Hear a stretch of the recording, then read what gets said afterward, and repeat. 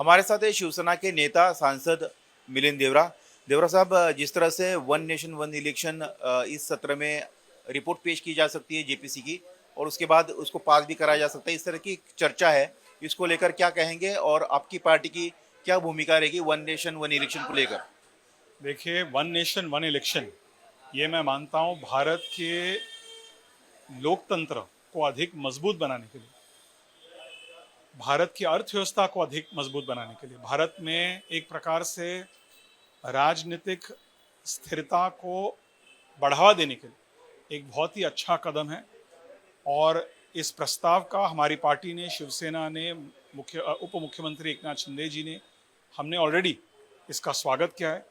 हमारे पार्टी के जो पार्लियामेंट्री संसदीय दल है, उनकी जो हमारी नेता है सांसद डॉक्टर श्रीकांत शिंदे जी, वे स्वयं इस कमेटी के एक मेंबर है। और जब भी कमेटी इस रिपोर्ट को पार्लियामेंट में पेश करेगी, यदि सरकार इस विधेयक को पार्लियामेंट के माध्यम से पास करना चाहेगी, हमारा पूरा सपोर्ट रहेगा। जो लोग विरोध कर रहे हैं उनको लेकर क्या कहेंगे? इसमें राजनीति वो कह रहे हैं कि इसमें मैं मानता हूँ कि इसमें कई सारे फायदे भी है कि समय की बचत होगी, एक साथ जो प्रेशर आता है वो पैसे की बचत। आपके माध्यम से एक ही चीज कहना चाहता हूँ विपक्ष से कि विपक्ष का काम है कि सरकार के नीतियों के खिलाफ आवाज उठाना। ये भी मैं भी मानता हूँ, हम भी बहुत सालों से विपक्ष में थे, लेकिन आलोचना करते समय आलोचना भी कंस्ट्रक्टिव होनी चाहिए, आपको सजेशंस भी देनी चाहिए। विपक्ष का एक भी सुझाव नहीं है। आज डिलिमिटेशन, परिसीमन होने जा रहा है, जो संविधान के अनुसार ये अनिवार्य है। इसके साथ साथ महिला आरक्षण लागू की जा रही है, इसके खिलाफ भी अपोजिशन खिलाफ में बोल रही है, खिलाफ में उन्होंने वोट किया।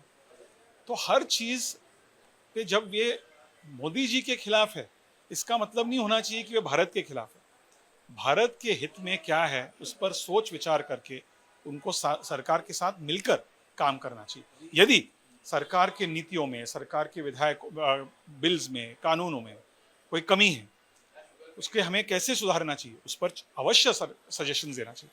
लेकिन ब्लाइंड ऑपोजिशन, ये मैं मानता हूँ हमारे देश के लोकतंत्र के हित में नहीं है।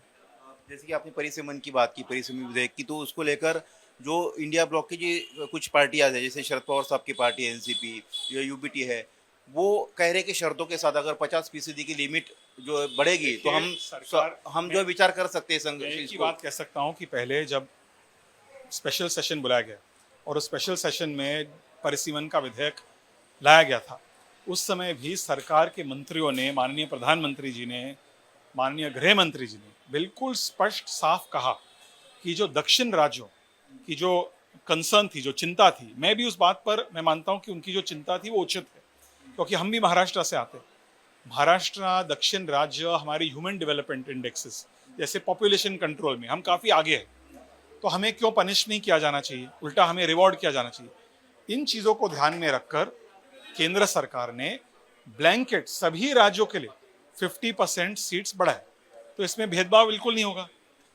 दक्षिण राज्य जो एग्जिस्टिंग सीट्स है वही उसी के आधार पे सीट्स बढ़ने वाली, उसके बावजूद लोगों ने उसका राजनीतिकरण किया, अपोज किया। आज यदि कुछ पार्टियां हैं, खास करके दक्षिण राज्य के जो कुछ पार्टियां हैं, यदि आज उनमें थोड़ा परिवर्तन आया है और वे इस विधेयक को सपोर्ट करना चाहते हैं, तो हम इसका स्वागत करते हैं। महाराष्ट्र की पार्टियां अगर सपोर्ट करना चाहिए, महाराष्ट्र की पार्टी यदि अभी अब उनको थोड़ा लेट समझ में आया कि ये भारत के हित में है, ये महाराष्ट्र के हित में है, और वे इस विधेयक को सपोर्ट करना चाहेंगे, हम अवश्य इनका सपोर्ट करेंगे।